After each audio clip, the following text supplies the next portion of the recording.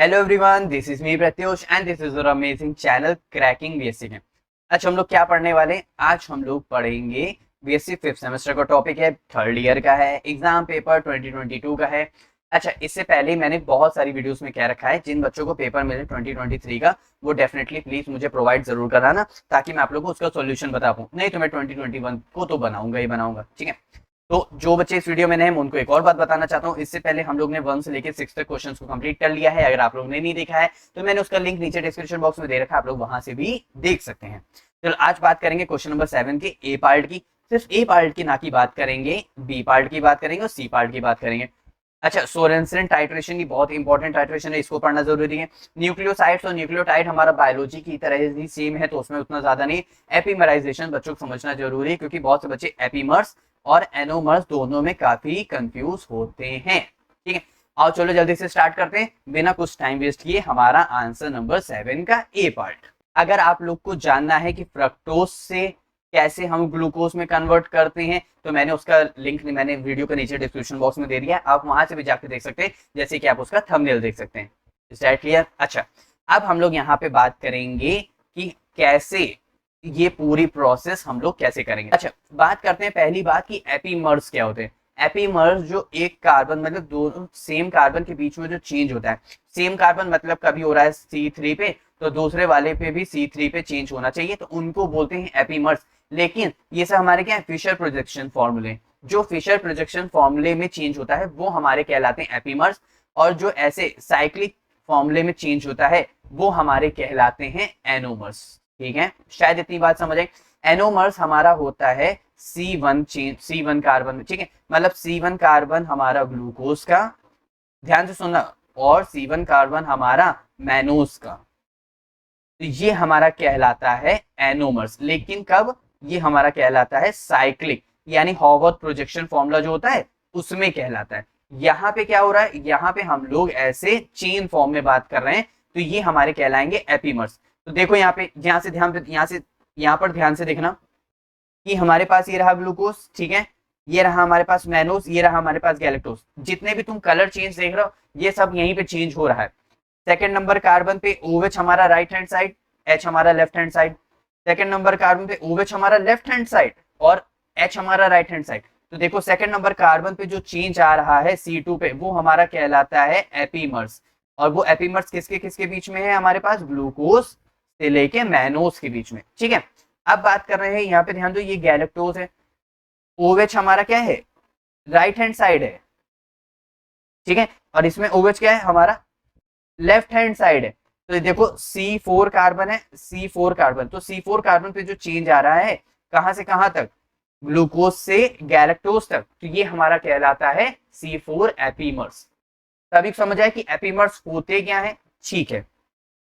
अब एक बार देख लेते हैं अब कन्वर्जन की, कैसे कन्वर्जन हो रहा है, ग्लूकोज से मैनोज तक कैसे पहुंचेंगे। ग्लूकोज का स्ट्रक्चर सभी को बनाना आता है? नहीं आता है, तो ऊपर होता है एल्डिहाइड ग्रुप, यहाँ पे होता है CHOH और ये होते हैं 4, और यहाँ पे होता है CH2OH। ऊपर एल्डिहाइड ग्रुप, ठीक, नीचे एल्कोहल ग्रुप, ठीक, और बीच में हमारे पास CHOH के 4, 1 carbon 2 carbon 3 carbon 4 carbon CHOH का, ठीक है। अच्छा, ग्लूकोज से मैनोज बनाना है, हमें सिर्फ क्या करना है, हमें सिर्फ इस OH को इधर करना है, बस बन गया हमारे पास क्या, मैनोज। कैसे? यहाँ पे ध्यान देते हैं, तो Br2 की प्रेजेंस में हम लोग रिएक्शन कराते हैं, Br2 वाटर के प्रेजेंस में, तो ये क्या करता है, इस एल्डिहाइड को ऑक्सीडाइज करता है, ऑक्सीडेशन करता है, इसमें कन्वर्ट करता है कार्बोक्सिलिक एसिड में, इसी का नाम हो गया ग्लूकोनिक एसिड। ये रहा पूरा ग्लूकोज, एसिड है तो ग्लूकोनिक एसिड, ठीक है। फिर हम लोग इसकी रिएक्शन बच्चों कराते हैं पायरिडीन के साथ। किसके साथ कराते हैं? पायरिडीन के साथ। अच्छा, पायरिडीन के साथ क्या होता है, यहां से ये OH जो है उठ के इधर आ जाता है, यहाँ से OH सिर्फ इसका क्या हो जाता है, ट्विस्ट हो जाता है, इंटर कन्वर्जन हो जाता है। सिर्फ क्या हो जाता है, ट्विस्ट हो जाता है। पहले ऐसे था, ऐसे हो जाता है, ट्विस्ट हो जाता है, इंटर कन्वर्जन हो जाता है। तो OH हमारा राइट हैंड साइड था, लेफ्ट हैंड साइड आ गया, ठीक है। लेकिन हमारा ग्लूकोनिक एसिड बन गया ना, तो अब ये OH इधर आ गया है, तो ये मैनोज की तरह ऐड कर रहा है, तो ग्लूकोज तो रहा नहीं, तो बन गया मैनोज, तो मैनोनिक एसिड हो गया, ठीक है। एसिड है और ये पूरा मैनोज का स्ट्रक्चर है, तो मैनोनिक एसिड हो गया, ठीक है। यहां तक सभी को समझ आ गया? लेकिन हमें यहाँ पे तो एल्डिहाइड ग्रुप चाहिए ना, CHO ग्रुप चाहिए ना। तो हम क्या कर रहे हैं बच्चों, हम कर रहे हैं इसको हीट, यहाँ से हीट कर रहे हैं। ध्यान रखना जब भी हीट करते हैं तो C1 से लेकर के जो हमारा C4 कार्बन है सिर्फ इसके बीच में ही रिमूवल होता है। मतलब ये रहा 1 कार्बन, 2 3 4। तो देखो हमारे पास यहाँ पे ध्यान देना, ऊपर वाला 1, ये रहा 1 2 3 4, ठीक है। ये रहा 5, ये रहा 6। तो यहाँ पे क्या है 1 2 3 और 4, ठीक है। और ये रहा 5 और ये रहा 6। यहाँ तक क्लियर हो गया? अच्छा, इतनी बात क्लियर है। यहाँ से होगा क्या बच्चों, यहाँ पे ध्यान देते हैं। जैसे यहाँ पे क्या है 1 2 3 4, ठीक है। तो ये चौथे नंबर वाले कार्बन से, ध्यान रखना चौथे नंबर वाले कार्बन से यहाँ से H का रिमूवल होता है। इस तरह यहाँ से H निकला। अब यहाँ से जब H निकल रहा है तो यहाँ से निकलता है OH और यहाँ पे रहता है ये H। ये H और OH को लेके भाग गया चौथे नंबर वाले कार्बन से, 1 2 3 4, ठीक है। चौथे नंबर वाले कार्बन से इस H को लेकर के ये OH निकल गया। जैसे ही OH निकल गया तो यहाँ पे C डबल बॉन्ड O बचेगा और यहाँ पे क्या बचेगा, O माइनस बचेगा। और यहाँ से ये प्लस चार्ज होगा क्योंकि कार्बन की वैलेंसी खाली होगी। तो ये प्लस और माइनस के बीच में इस तरह एक बॉन्ड बन जाता है, बस। फिर हम लोग कराते हैं सोडियम और एमेल्गम। एमेल्गम यानी Hg, सोडियम यानी Na। यहाँ से सोडियम एमेल्गम प्रेजेंस में इसका होता है रिडक्शन। रिडक्शन में क्या होता है बच्चों, हाइड्रोजन का एडिशन होता है। तो एक H जाता है कार्बन के पास और एक H जाता है ऑक्सीजन के पास। क्या हो रहा है, रिडक्शन हो रहा है। रिडक्शन में हाइड्रोजन का गेन होता है। तो एक H जा रहा है कार्बन के पास और एक H जा रहा है ऑक्सीजन के पास। तो देखो एल्डिहाइड ग्रुप भी बन गया, कार्बन में ऑक्सीजन का इंटर कन्वर्जन भी हो गया और पूरा ये ग्लूकोज का मॉलिक्यूल भी आ गया। Is that clear? तो ये हमारा पूरा क्या था, ये था हमारा ग्लूकोज का स्ट्रक्चर। किसका था, ग्लूकोज का। यहाँ पे अरे यहाँ पे H शुरुआत से नहीं लगा था क्या, ये H ये H ये H ये H और ये रहा ये H, ठीक है। ये हमारा क्या कहला रहा है, ये हमारा किसका स्ट्रक्चर बन गया, ये हमारा बन गया मैनोज का स्ट्रक्चर। किसका स्ट्रक्चर बन गया बच्चों, मैनोज का स्ट्रक्चर बन गया। यहाँ तक सभी को अच्छे समझ आया? तो यहाँ पे H है, यहाँ पे H है, हाँ यहाँ पे H, ठीक है। तो कन्वर्जन सभी समझ आया, ठीक है। तो एपीमर्स हमारे क्या होते हैं, केमिकल प्रोसेस होता है that converts one type of molecule called an epimers change at only या तो C2 कार्बन पे या तो C3 कार्बन पे या तो C4 कार्बन एटम में होगा, ठीक है। और इस प्रोसेस को हम लोग क्या बोल रहे हैं, epimerization involve the rearrangement of carbon around the single chiral centre. Single chiral centre का मतलब है कि वहां पे कायरलिटी शो होगी। अब कुछ की कॉन्सेप्ट की बात करते हैं कि एपिमराइजेशन की इन्वॉल्व कैसे हो रहा है। तो एपिमराइजेशन जो होता है ना, ये स्टीरियोमर्स, डायस्टीरियोमर्स और हमारा कायरल सेंटर में बहुत इंपॉर्टेंट रोल प्ले करता है। स्टीरियोमर्स की बात करें तो epimers are specific type of stereomers, ठीक है। Stereomers are molecule with the same chemical formula, formula same है दोनों का, but different 3D arrangement of atom. क्योंकि ग्लूकोज और मैनोज का फॉर्मूला तो सेम है, लेकिन ओवेच का क्या है, स्टीरियो आइसोमेरिज्म, यानी ओवेच का यानी स्पेस में चेंज है। तो इसीलिए उसको बोल रहे हैं same chemical formula but different 3D arrangement of atoms, ठीक है। डायस्टीरियोमर्स, डायस्टीरियोमर्स बच्चों वो होते हैं जिनकी मिरर इमेज ना बने। जैसे यहाँ पे ध्यान दो और यहाँ पे ध्यान देते हैं, जैसे यहाँ पे आओ। हाँ, अब एक बात बताओ, ये है, ठीक है, इसको मैं इस तरह मिरर इमेज, मैंने मिरर लगा दिया, ठीक है। अब यहाँ पे क्या हो रहा है, इसको जस्ट पलटो, इसको जस्ट पलटो, तो क्या मिरर इमेज शो करेगा? नहीं, क्योंकि इसका जो OH ग्रुप है ये आ जाएगा इधर, ये आ जाएगा इधर। तो जस्ट मिरर इमेज क्या है? नहीं, बिल्कुल नहीं है जस्ट मिरर इमेज। इसीलिए ये हमारे क्या है, डायस्टीरियोमर्स। क्या है, डायस्टीरियोमर्स, ठीक है। और कायरल सेंटर की बात करें तो epimers differ in configuration at only one stereogenic centre, also called as chiral centre within the molecule. इतनी बात सभी समझ आई? तो बहुत इजी था ये हमारा एपीमराइजेशन, उसका पूरा कन्वर्जन और एपीमर्स क्या होते हैं। नेक्स्ट हम लोग बात कर लेते हैं कुछ एग्जाम्पल की। ग्लूकोज और galactose at C4 carbon atom, glucose and mannose at C2 carbon atom. कुछ एमिनो एसिड भी ऐसे ही शो करते हैं। इसके इंपॉर्टेंस की बात करें तो play a crucial role in biological process such as sugar metabolism and function proteins, protein functions. ऐसे वो epimerization is an important role in medicinal chemistry में, बहुत ज्यादा इंपॉर्टेंस रोल प्ले करता है। आर सम एज ड्रग्स में भी और एक्सेट्रा सम कुछ मेडिसिन प्रॉपर्टीज में भी, ठीक है। ये था हमारा पूरा एपिमराइजेशन। अब ये आप लोग अगर अपने बेसिक एग्जाम में लिखोगे तो डेफिनेटली आप लोग के मार्क्स बहुत अच्छे आएंगे, और इस प्रोसेस को अच्छे से ध्यान रखना, ठीक है। तो ये था हमारा पूरा epimerization, conversion of glucose to mannose और एपीमर्स। चलो अब जल्दी से हम लोग देख लेते हैं आंसर नंबर 7 का बी पार्ट, ठीक है। अच्छा, आंसर नंबर 7 का बी पार्ट हमारा था क्या, इससे पहले हम लोग ने क्या पढ़ लिया, एपिमराइजेशन पढ़ लिया है। हम लोग अब देखने जा रहे हैं न्यूक्लियोसाइड्स एंड न्यूक्लियोटाइड्स, और जल्दी से हम लोग देख लेते हैं। अच्छा, न्यूक्लियोटाइड और न्यूक्लियोसाइड की बात करते हैं। ये हमारे किससे, मतलब कहाँ पे क्या कैसे होता है वहां से स्टार्ट करते हैं एकदम बेसिक से। अच्छा, न्यूक्लिक एसिड के दो मेन टाइप्स होते हैं, ठीक है, डीऑक्सीराइबोस और राइबोस, डीएनए का फुल फॉर्म और आरएनए का फुल फॉर्म, ठीक है। अच्छा, इतनी बात क्लियर हो गई। हमको इनका और इनका बहुत यूज आएगा, ठीक है, इसकी बात भी ध्यान करेंगे। अच्छा, ये बना होता है made up of heteropolymer of nucleotides. अब यहाँ से हम लोग बात करेंगे कि न्यूक्लियोटाइड हम लोग को कहाँ से मिल रहा है और कहाँ से स्टार्ट हो रहा है। तो मेड अप ऑफ हेटेरोपॉलीमर, देखो पॉलीमर बहुत सारे क्या कहते हैं मोनोमर्स मिला के पॉलीमर बनते हैं, और बहुत सारे मोनोमर जो है डिफरेंट चेन्स मिला करके बनते हैं, तो इसलिए हम लोग को हेटेरोपॉलीमर बोल रहे हैं। इतनी बात क्लियर हो गई।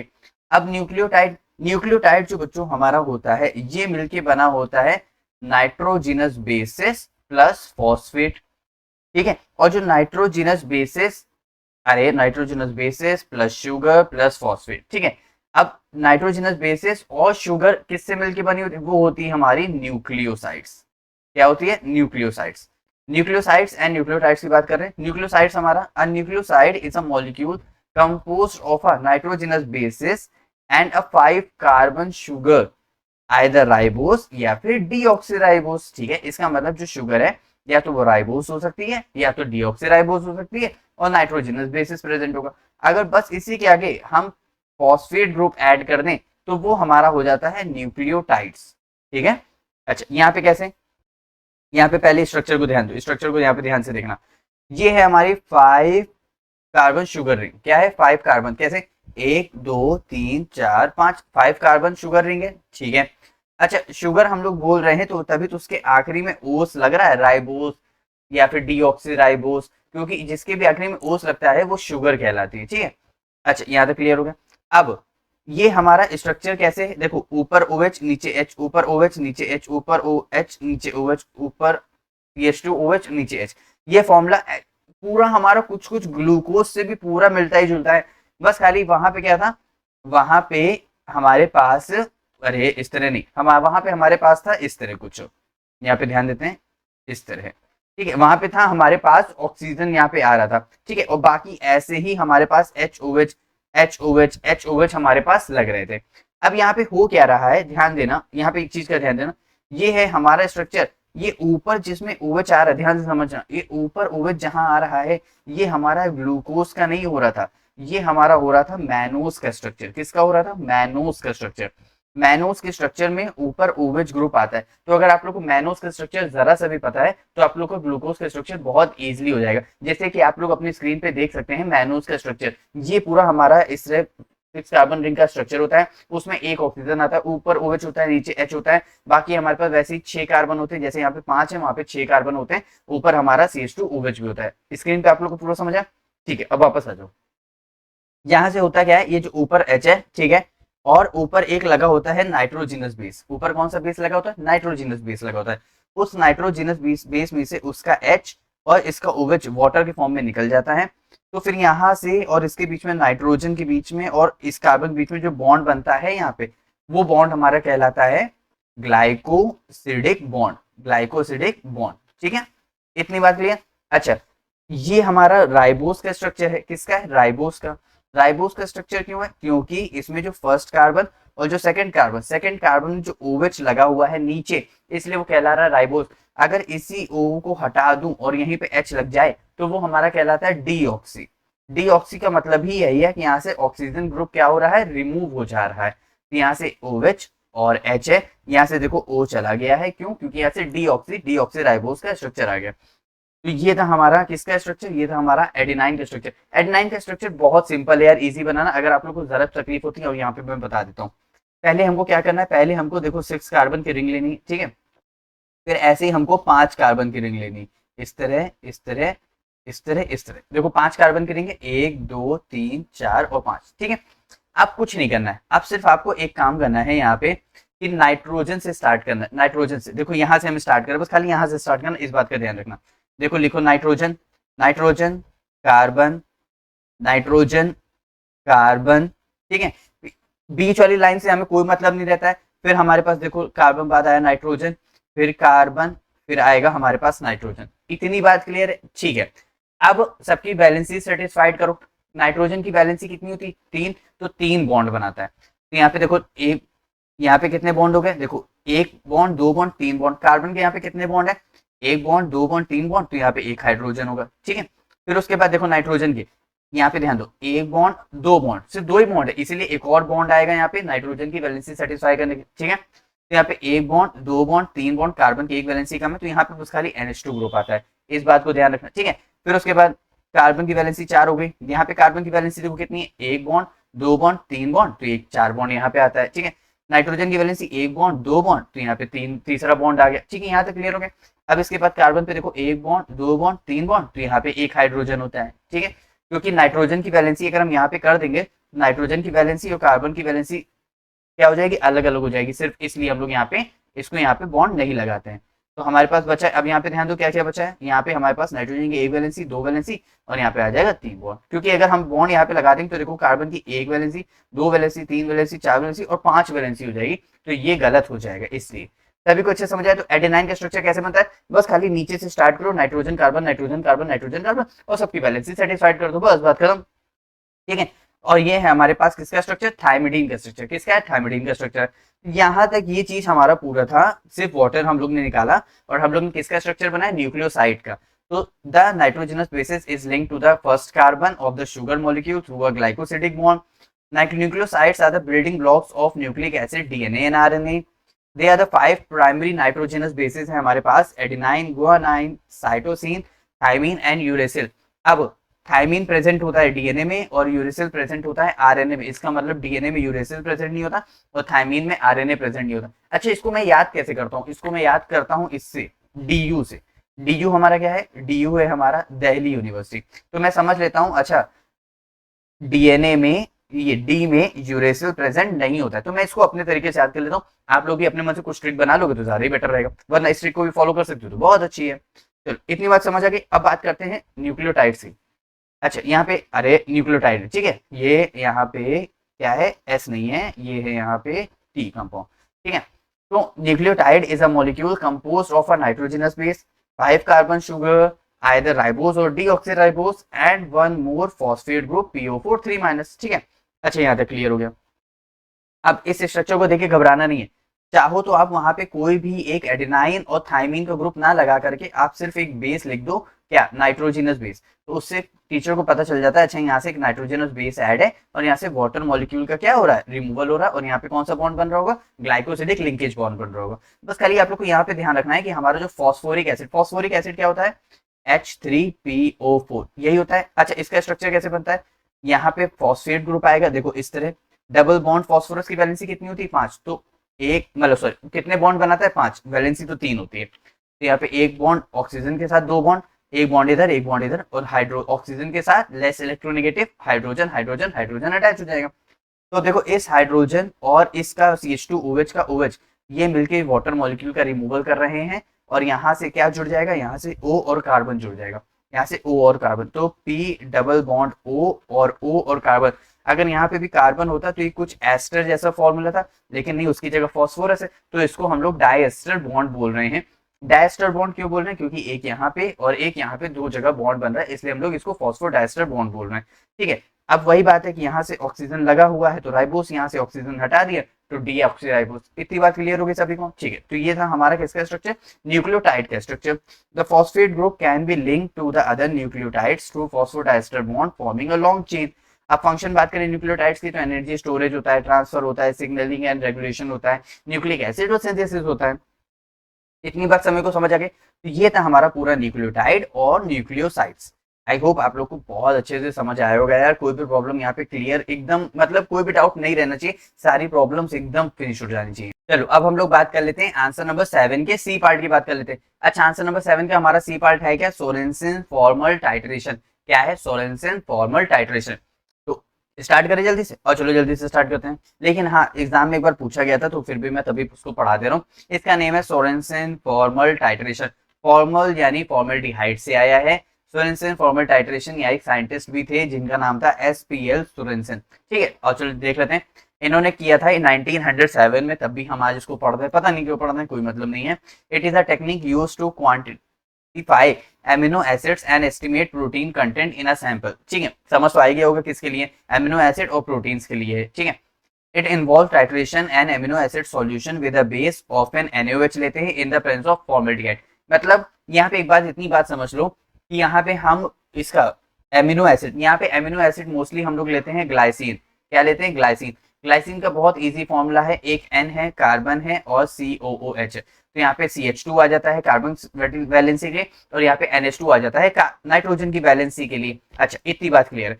तो एमिनो एसिड के हम लोग डायरेक्ट रिएक्शन क्या कहते हैं, NaOH के साथ नहीं कराते हैं, क्योंकि ये कोई रिएक्शन उतना ज्यादा नहीं भी देता है, प्रेजेंस भी नहीं देता है, और जिसके लिए हम लोग कर रहे हैं पिंक कलर के प्रेजेंस के लिए, तो हम लोग को वो भी शो नहीं होता है, क्योंकि इसलिए ये एक बेस है और NH2 अमीन नाइट्रोजन भी हमारा एक बेस की तरह एक्ट करता है, तो इस वजह से कोई रिएक्शन नहीं होती है। तो यहाँ से हम लोग पहले इसकी रिएक्शन कराते हैं फॉर्मेल्डिहाइड के साथ।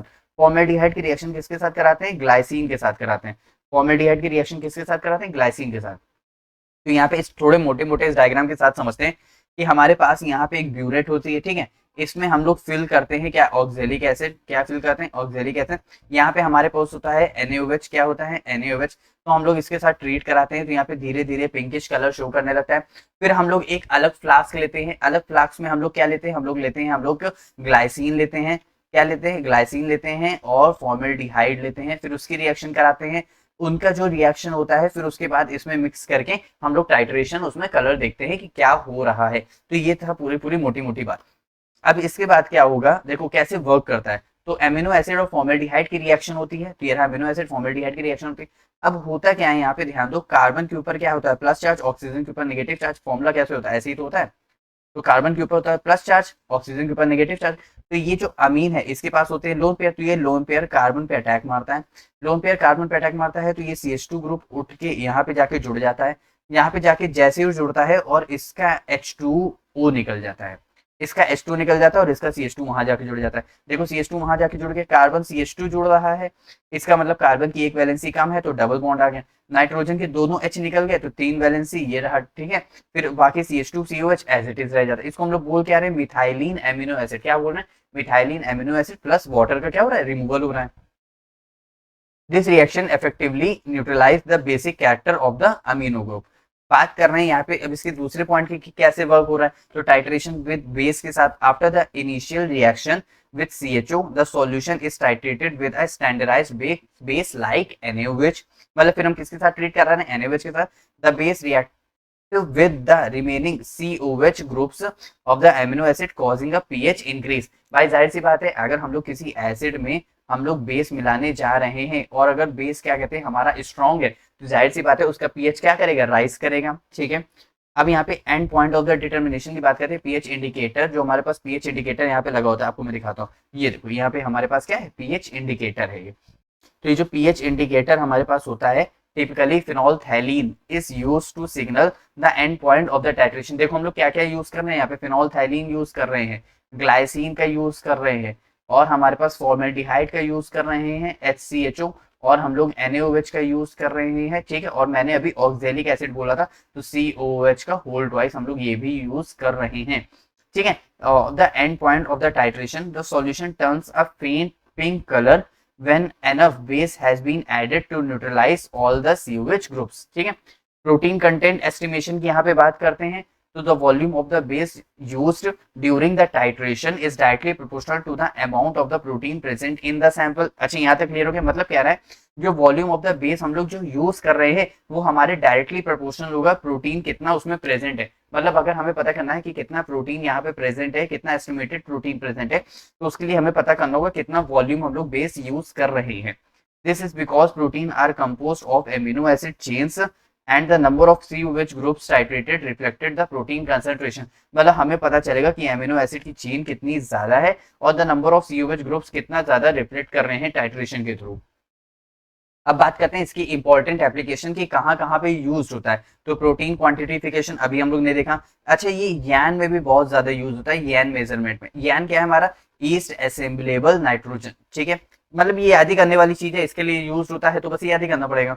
अमोनियम सॉल्ट की बात करते हैं तो अमोनियम सॉल्ट की क्वांटिफिकेशन की बात करता है, क्योंकि यहाँ पे हमारे पास COH group, reflected amino acid, ये सब की बात कर रहा है। और अमोनियम सॉल्ट यहाँ से, क्योंकि यहाँ से नाइट्रोजन ग्रुप मिलता है तो इसलिए अमीन ग्रुप, तो इस वजह से भी है। तो ये था हमारा पूरा का पूरा क्या है, ये हमारा पूरा पूरा टाइट्रेशन है। कौन सा है, सोरेंट फॉर्मल टाइट्रेशन। अब देखो ये चीज पढ़ने के लिए हमको इसका मतलब क्या है, ये सिर्फ पढ़ने का सिर्फ एक मोटिव है, या तो हमारे BSc एग्जाम में आ रहा हो, या तो हम लोग उसका प्रैक्टिकल कर रहे हो। ये थियोरिटिकल के लिए ये सिर्फ और सिर्फ रटने वाला टॉपिक है, इसका और कोई मतलब नहीं। या तो आप लोग को अगर थोड़ा बहुत समझ आ गया तो समझ करके भी अपनी लाइन को लिख सकते हो, इतना ज्यादा नहीं, ये मात्र सिर्फ 5 मार्क्स का आता है, और 5 मार्क्स के लिए इसका इतना कंटेंट काफी है, बिल्कुल भी ज्यादा दिमाग लगाने की बिल्कुल भी जरूरत नहीं है। तो इसको अच्छे से याद करके लिख लेना, बस इतना ही काफी है। इस क्लियर? तो अब मिलते हैं नेक्स्ट वीडियो में। हम लोग ने क्वेश्चन नंबर 7 कर लिया, अब हम लोग मिलते हैं क्वेश्चन नंबर 8 के साथ। क्लियर? तो अब मिलते हैं नेक्स्ट वीडियो में नेक्स्ट टॉपिक के साथ। Bye bye.